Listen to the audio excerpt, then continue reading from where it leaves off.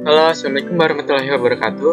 Perkenalkan, saya Aksa Bagus Mansyah dari Prodi Pendidikan Masyarakat Angkatan 2023 kelas C. Pada kesempatan kali ini, saya akan mempresentasikan PPT saya yang berjudul Pengembangan Media Pembelajaran Konvensional Sederhana. Oke, pokok-pokok pembahasan yang akan dibahas yang pertama ada pengertian media konvensional dalam pendidikan masyarakat. Yang kedua ada prinsip desain media konvensional. Yang ketiga ada pemanfaatan media cetak dalam pendidikan masyarakat. Yang keempat ada tantangan dan solusi penggunaan media konvensional. Dan yang kelima ada mengintegrasikan media konvensional dengan teknologi digital. Oke, yang pertama ada pengertian media konvensional. Media konvensional dalam pendidikan masyarakat merujuk pada sarana komunikasi tradisional yang digunakan untuk menyebarkan informasi dan pengetahuan kepada khalayak. Ini mencakup berbagai bentuk seperti buku cetak, majalah, surat kabar, radio, dan televisi. Media-media ini memiliki peran krusial dalam membentuk opini, menyampaikan pendidikan, dan menyebarkan berita kepada masyarakat. Sebelum teknologi digital mengambil peran utama, media konvensional menjadi sarana utama dalam menyediakan akses pendidikan dan informasi kepada masyarakat luas. Penggunaan media konvensional juga mencerminkan karakteristik sosial dan budaya pada masanya. Misalnya, radio televisi telah lama menjadi medium yang digunakan untuk penyiaran program pendidikan dan hiburan. Buku cetak dan surat kabar memberikan akses kepada tulisan-tulisan intelektual dan berita harian. Seiring dengan kemajuan teknologi, meskipun media konvensional tetap relevan, peran dan bentuknya terus berubah. Dengan masyarakat saat ini, seringkali menggabungkan penggunaan media digital dan konvensional dalam mendapatkan pengetahuan.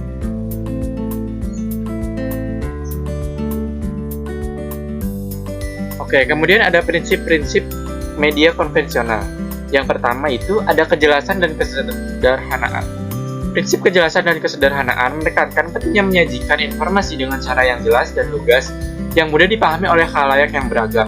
Media pembelajaran konvensional sederhana harus menghindari jargon, bahasa yang kompleks, dan kekacauan visual yang tidak perlu, dengan fokus pada penyampaian pesan kunci secara ringkas dan efektif. Kemudian yang kedua ada daya tarik dan keterlibatan visual. Daya tarik visual dan keterlibatan adalah prinsip-prinsip penting dalam merancang media instruksional konvensional, sederhana yang menangkap perhatian dan minat peserta didik. Visual yang dirancang dengan baik seperti foto, ilustrasi, dan grafik dapat meningkatkan daya tarik materi instruksional dan memperkuat konsep-konsep kunci secara efektif. Oke, kemudian yang ketiga ada relevansi dan kontekstualisasi. Media pembelajaran konvensional sederhana harus relevan dan kontekstual sesuai dengan kebutuhan, minat, dan pengalaman audiens target. Dengan mengatasi isu-isu lokal, norma-norma budaya, dan prioritas masyarakat, materi pembelajaran menjadi lebih bermakna dan berhubungan dengan peserta didik, meningkatkan keterlibatan dan motivasi mereka untuk belajar. Misalnya dalam lokakarya literasi keuangan untuk komunitas imigran, materi instruksional yang menggabungkan contoh dan studi kasus yang relevan dengan tantangan dan aspirasi keuangan mereka dapat beresonansi lebih dalam dengan peserta.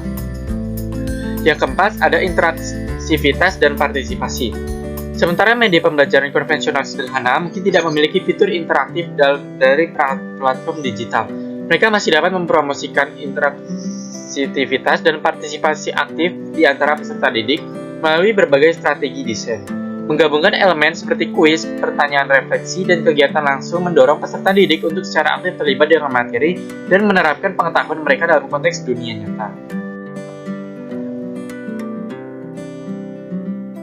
Oke, yang kelima ada aksesibilitas dan inklusivitas.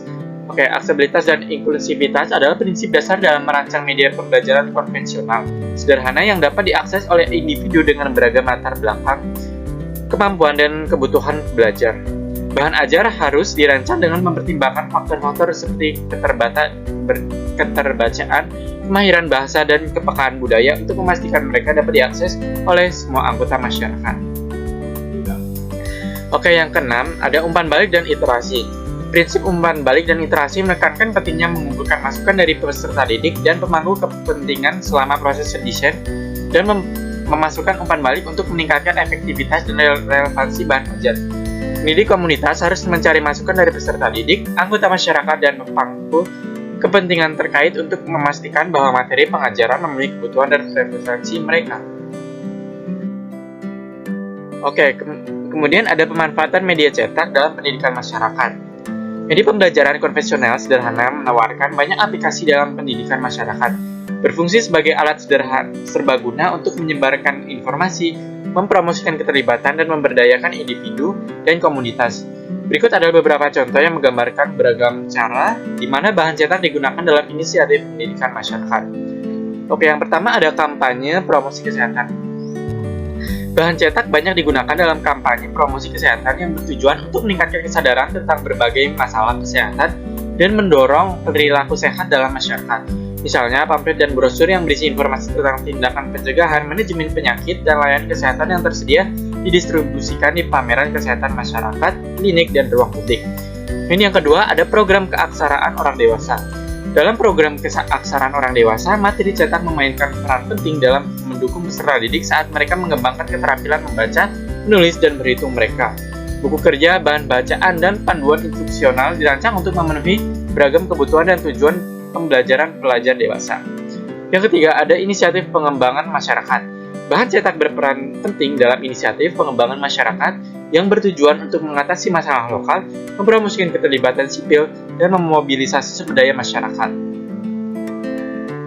Yang terakhir, yang keempat, ada kampanye kesadaran publik. Bahan cetak juga digunakan dalam kampanye kesadaran publik untuk mendidik anggota masyarakat tentang masalah sosial, hak, dan sumber daya yang tersedia bagi mereka. Poster selebaran dan selebaran yang berisi informasi tentang hak-hak hukum, layanan sosial, dan jaringan pendukung didistribusikan di ruang publik, pusat komunitas, dan acara.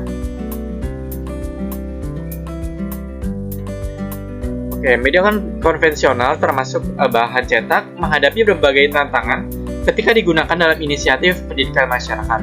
Tantangan-tantangan ini dapat menghambat efektivitas dan dampak upaya pendidikan yang mengarah ke hambatan potensial dalam menjangkau dan melibatkan audiens target. Namun, strategi proaktif dan solusi inovatif dapat mengurangi tantangan ini, memungkinkan pendidik komunitas untuk memaksimalkan potensi media konvensional dalam memfasilitasi pembelajaran dan pemberdayaan dalam masyarakat. Jadi, apa aja sih tantangan dan solusinya? Tantangan yang pertama itu ada akses keterbatasan ke sumber daya. Salah satu tantangan utama yang terkait dengan pemanfaatan media konvensional dalam pendidikan masyarakat adalah keterbatasan akses sumber daya. Organisasi masyarakat dan lembaga pendidikan sering beroperasi dengan anggaran terbatas dan dana terbatas yang dapat membatasi kemampuan mereka untuk memproduksi dan mendistribusikan bahan cetak secara efektif. Kemudian yang kedua ada hambatan teknologi.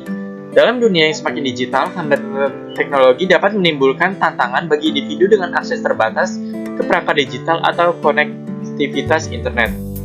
Yang ketiga ada keragaman budaya dan bahasa. Inisiatif pendidikan masyarakat sering melayani beragam populasi dengan berbagai latar belakang budaya yang berbeda.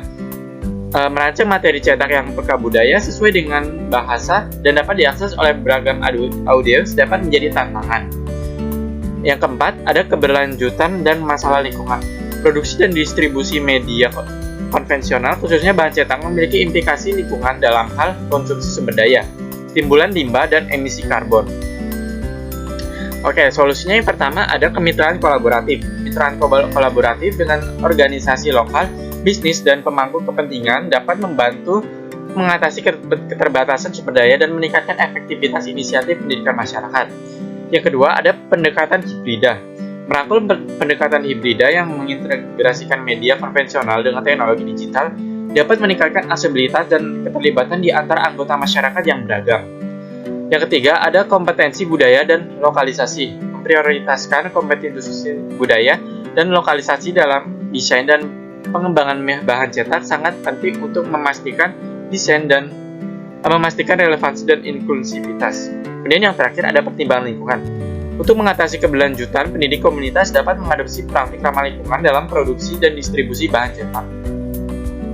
Kemudian ada mengintegrasi media konvensional dengan teknologi digital. Mengintegrasi media konvensional dengan teknologi digital merupakan proses menggabungkan elemen-elemen tradisional seperti cetakan, radio, televisi, dan sejenisnya dengan teknologi digital seperti internet, komputer, perangkat media, dan media sosial. Tujuan dari integritas ini adalah untuk menciptakan pengalaman media yang lebih holistik, efisien, dan berdaya asing. Oke, manfaat-manfaat integrasi yang pertama ada jangkauan dan aksesibilitas yang diperluas. Yang kedua ada peningkatan keterlibatan dan interaksivitas. Yang ketiga ada pengalaman belajar yang dipersonalisasi. Yang keempat ada umpan balik dan penilaian real time. Oke, jadi integritas media konvensional dengan teknologi digital menghadirkan peluang menarik untuk merevolusi pendidikan masyarakat dan memberdayakan peserta didik dengan pengalaman belajar yang dapat diakses, menarik, dan dipersonalisasi. Oke, jadi kesimpulan dari materi hari ini yaitu pengembangan media konvensional sederhana telah mengalami perubahan yang signifikan dengan integrasi ke teknologi digital. Transformasi ini menciptakan lingkungan media yang lebih dinamis, interaktif, dan responsif terhadap tuntutan zaman. Melalui penerapan strategi seperti online publishing, streaming, media sosial, dan teknologi lainnya, media konvensional telah berhasil memperluas jangkauan, meningkatkan keterlibatan audiens, dan mengoptimalkan efisiensi distribusi konten. Kesimpulannya, pengembangan media konvensional sederhana dengan teknologi digital tidak hanya menciptakan pengalaman media yang lebih modern, tapi juga membuka peluang baru untuk inovasi dan kreativitas dalam menyampaikan informasi kepada khalayak umum. Oke, sekian dari saya, kurang lebihnya mohon maaf. Terima kasih. Wassalamualaikum warahmatullahi wabarakatuh.